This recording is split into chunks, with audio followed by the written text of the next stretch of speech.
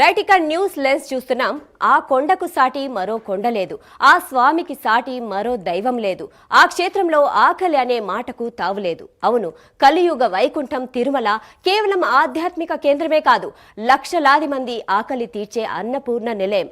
రోజుకు 3 లక్షల మందికి పైగా భక్తులకు 24 గంటల పాటు నిరంతరాయంగా అన్న ప్రసాదాన్ని అందిస్తున్న ఆ మహాయజ్ఞం ఎలా సాగుతోంది? స్వర్గీయ ఎన్టీఆర్ సంకల్పంతో మొదలై నేడు సీఎం చంద్రబాబు ఆదేశాలతో దేశవ్యాప్తంగా విస్తరిస్తున్న ఈ సేవా కార్యక్రమం వెనుక ఉన్న స్ఫూర్తి ఏంటి? ఇదే అంశంపై మరింత సమాచారం అందించడానికి రవివర్మ లైవ్ లో అందిస్తారు. రవివర్మ, చెప్పండి.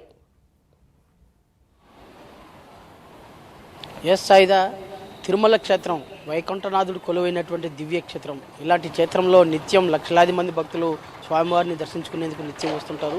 అలా వచ్చిన భక్తులు ఎవరూ కూడా ఆకలితో ఉండకూడదు, పస్తులతో తిరిగి వెళ్ళకూడదనే భావనతో 1985లో అప్పటి ముఖ్యమంత్రి స్వర్గీయ ఎన్టీ రామారావు అన్నదాన పథకాన్ని ప్రవేశపెట్టారు.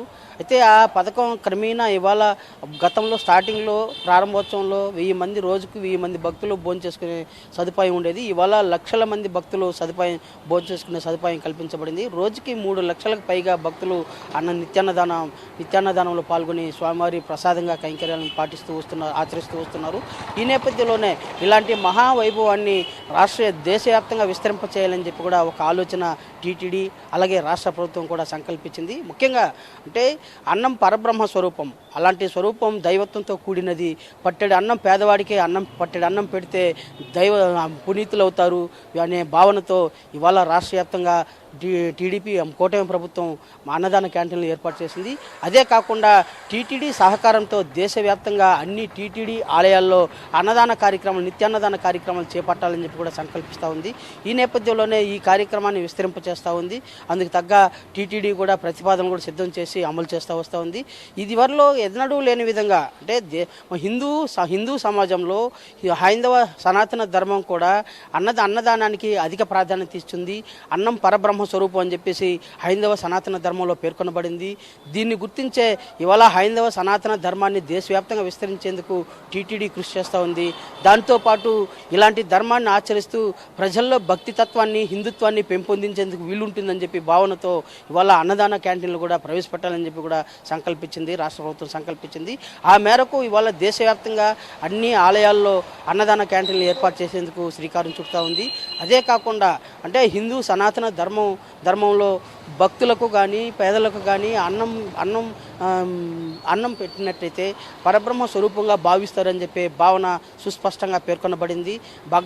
భగవద్గీతలో కూడా ఈ అంశాన్ని పొందుపరచబడింది. దీన్ని ఆసరాగా చేసుకుని హిందూ సమాజ పరిరక్షణకు, హైందవ సనాతన ధర్మ ఆచార వ్యవహారాలు సులభతరంగా అవుతాయి, భక్తి తత్వాన్ని పెంపొందేందుకు వీలుగా ఉంటుందని చెప్పి భావనతో ఇవాళ దేశవ్యాప్తంగా టీటీడీ ఈ అన్నదాన కార్యక్రమానికి శ్రీకారం చుడుతూ ఉంది. దీనికి రాష్ట్ర ప్రభుత్వం కూడా అన్ని విధాల తోడ్పాటును అందిస్తూ వస్తూ ఉంది. ఈ నేపథ్యంలోనే దాదాపు దేశంలోని చెన్నై, బెంగళూరు, అలాగే ముంబై, ఢిల్లీ, కలకత్తా లాంటి అన్ని ప్రదేశాల్లో కూడా హిందూ శ్రీవారి ఆలయాలు ఉన్నాయి. ఈ ఆలయాలు ఉన్న ప్రదేశాలన్నింటిలో కూడా అన్నదాన క్యాంటీన్లు ప్రవేశపెట్టాలి, నిత్యాన్నదాన కార్యక్రమాన్ని ప్రవేశపెట్టాలి, అమలు చేయాలని చెప్పేసి కూడా ప్రభుత్వం సంకల్పించింది. అందుకు అనుగుణంగానే అన్ని విధాలా ఈ కార్యక్రమానికి శ్రీకారం చుట్టూ అన్ని ఏర్పాట్లు అయితే చేస్తూ వస్తున్నారు. త్వరలోనే ఇది కార్యరూపం దాల్చనుంది. అంటే హిందూ సమాజం సనాతన ధర్మం ఆచార వ్యవహారాల ప్రకారం దైవత్వంతో ముడిపడినటువంటి అన్నం పరబ్రహ్మ స్వరూపం.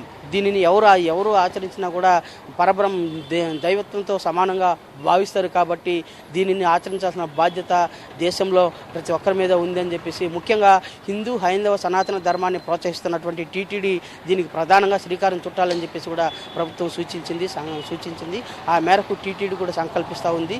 త్వరలోనే ఈ కార్యక్రమం శ్రీకారం చుడుతూ ఉంది. అలాగే ఇదివరలోనే ఈ అన్నదాన కార్యక్రమాలు చెన్నై అలాగే బెంగళూరు లాంటి ప్రాంతాల్లో అయితే కొనసాగిస్తూ వస్తుంది. దాన్ని దేశవ్యాప్తంగా అమలు చేయాలని చెప్పి కూడా సంకల్పించింది. ఈ కార్యక్రమం త్వరలోనే శ్రీకారం చుడుతూ ఉంది. సాయిదా.